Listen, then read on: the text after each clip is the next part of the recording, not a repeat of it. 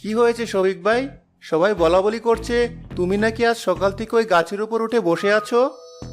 আর বলো না, নদীতে মাছ ধরতে গিয়েছিলাম। নদীর শাকচুন্নি এসে আমাকে এমন এক দাবার দিল, আর কোনো উপায় না পেয়ে একলাভে গাছে উঠে পড়লাম। তারপর আর নামিনি। কোথায় পেলে শাকচুন্নি? আমি তো কোনো শাকচুন্নি দেখছি না আশেপাশে। তুমি গাছ থেকে নেমে এসো। না ভাই, তুমি যাও এখান থেকে। শাকচুন্নি বলেছে আমি গাছ থেকে নামলে আমার গাড় মটকে দেবে। আমি কোনো ঝুঁকি নিতে চাই না। কি হয়েছে তোমার? তোমাকে এমন চিন্তিত দেখাচ্ছে কেন? আর বলো না, শফিক ভাইকে দেখলাম এখনো গাছের ডালে বসে আছে। বাকিরা বলাবলি করছিল সেই সকাল থেকে নাকি তিনি ওখানে, কিন্তু এখন প্রায় সন্ধ্যা হতে চললো, তবুও গাছ থেকে নামার কোনো নাম নেই। বলছো কি? চলো তাহলে আমরা গিয়ে শফিক ভাইকে নামতে বলি। আসার সময় বলে এসেছি আমি, কিন্তু তিনি বারবার বলছেন গাছ থেকে নামলেই নাকি শাকচুন্নি তার ঘাড় মটকে দেবে, তাই তিনি কোনোভাবেই নামবেন না। বলছো কি? আমাদের গ্রামে শাকচুন্নি কোথা থেকে আসলো? গ্রামের নদীতেই নাকি একটা শাকচুন্নি আছে। গ্রামে আরো একটা মেয়ে নাকি ওই শাকচুন্নিটাকে দেখেছে। চলো তো তাহলে নদীর পাড়ে গিয়ে দেখি ঘটনাটা সত্যি কিনা। সীমা আর রাসেল নদীর পাড়ে গেল শাকচুন্নিকে খুঁজতে। সীমা নদীর পাড়ে গিয়ে শাকচুন্নিকে ডাকা শুরু করলো। মেঘনা নদীর শাকচুন্নি, কোথায় তুমি? আমার সামনে এসো। কি তুই? এত বড় সাহস! আমাকে ডেকে আমার ঘুম নষ্ট করিস? আমরা তোমার কি ক্ষতি করেছি? তুমি আমাদের গ্রামের মানুষকে এভাবে ভয় দেখাচ্ছ কেন? আমার যা ইচ্ছে হয় তাই করব। তার জবাবদিহিটা আমার তোকে দিতে হবে কেন? না, তুমি চাইলে যা খুশি তাই করতে পারো না। এই গ্রামের মানুষ সুখে শান্তিতে বাঁচতে চায়। তুমি আমাদের সাথে আপোষটা করলে আমি তোমাকে এই গ্রাম আর নদী থেকে তাড়ানোর ব্যবস্থা করব। তুই তাড়াবি আমাকে? বেশি সাহস দেখাচ্ছিস? তোর জামাইকে তোর কাছ থেকে দূরে সরালেই সব সাহস বের হয়ে যাবে।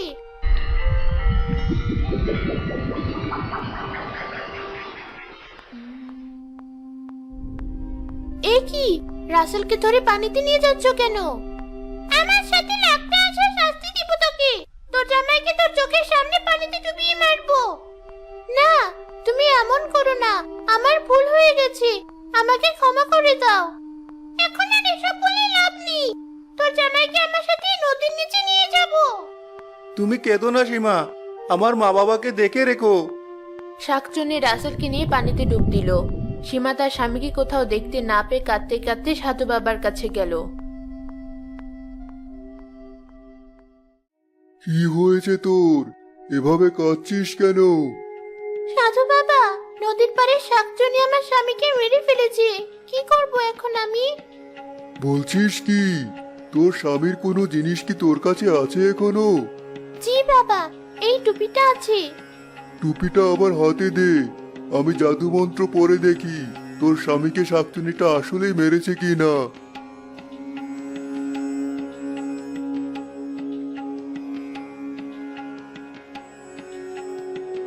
কি দেখলেন বাবা? ও কি আসলে এই দুনিয়াতে নেই আর? শাকচুন্নি তোকে মিথ্যে বলেছে। ও তোর স্বামীকে প্রাণে মারেনি, লুকিয়ে রেখেছে।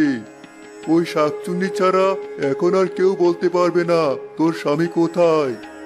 এখন তাহলে উপায়? আমি ওকে কিভাবে ফেরত পাবো?